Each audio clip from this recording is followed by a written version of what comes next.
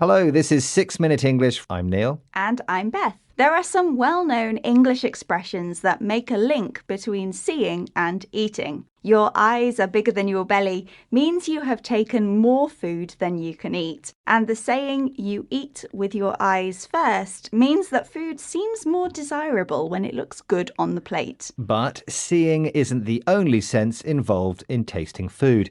In fact, it may not even be the most important. First, you see your favourite bacon sandwich, then comes its delicious smell, quickly followed by the crunchy feel and salty taste as you take a bite. Now, scientists are learning more about the power of another of our senses, sound, and how it affects our sense of taste. Sonic seasoning is the idea that when you hear certain sounds or music, they can enhance one flavour or another in the food you're eating. In this programme, we'll be eating with our ears as we investigate the link between sound and our taste buds.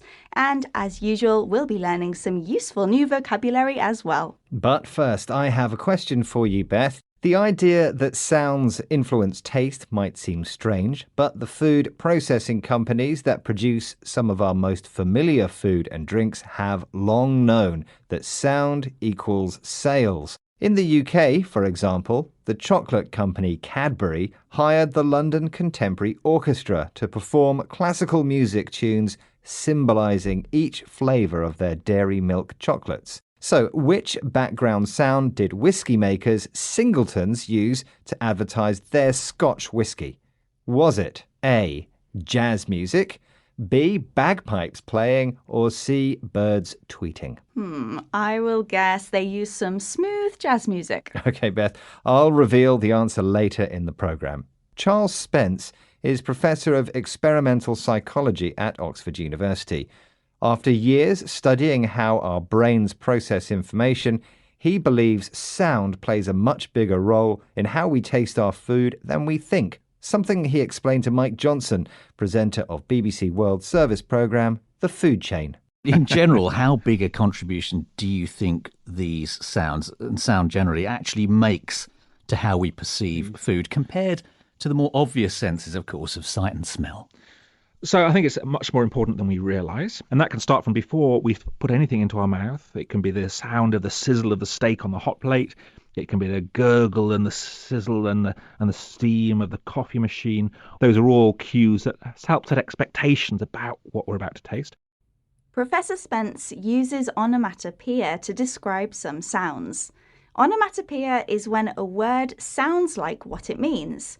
Words like buzz, zoom, and whack. He uses the word sizzle for the hissing sound made by frying meat, and describes a coffee machine using the word gurgle, the low, pleasant sound liquids make when flowing quickly through a narrow space. Professor Spence thinks that hearing these sounds while eating psychologically intensifies the flavour of food. But it's not just psychologists. The food industry has also discovered the selling power of sound. Nowadays, restaurants everywhere are carefully selecting the music they play on their dining room playlists. Reporter Jana Palmer visited New York restaurant Smashburger, where every song is specially chosen by professional music pickers. Here she interviews one of them, Amy Frischke, head of music design company Mood Media, for BBC World Service programme The Food Chain. Music just kind of has the ability to put you in a different space. And a lot of times, then your mood could lead to an impulse buy that you didn't plan on. If you're having such a good time eating out, oh, I'll get dessert. Yeah, right. Yeah, I'm really enjoying the music. I think I'll linger here a bit longer. Choosing the right dining room music not only makes food taste better, it puts people in a good mood. Something which might lead to an impulse buy. Suddenly buying something you had not planned to because you want it when you see it. What's more, a good restaurant atmosphere encourages customers to linger, to stay longer than necessary because they're having a good time. Of course, the longer customers linger and the more they buy on impulse, the more money a restaurant makes. I think it's time you revealed the answer to your question, Neil. You asked me which background sound drinks company Singletons use to advertise their whiskey. I guessed it was jazz music, so was I right? That was the wrong answer, I'm afraid, Beth. In fact, singletons use the sound of birds tweeting to sell their whiskey. Probably a better idea than using bagpipes. Okay, let's recap the vocabulary we've learned from this program on sonic seasoning. Starting with the English saying, you eat with your eyes first. An idiom meaning that when food is visually appealing, it's more appetizing. Onomatopoeia is when words sound like what they mean. For example, boom, whack, and moo.